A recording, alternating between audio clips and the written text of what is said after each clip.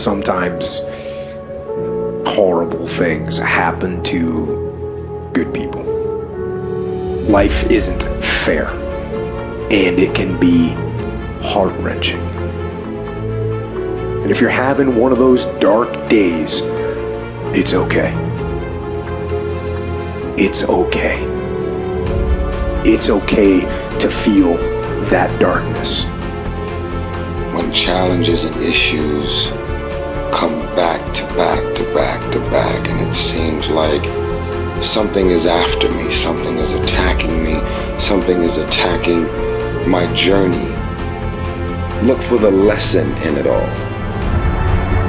You will grow through what you go through.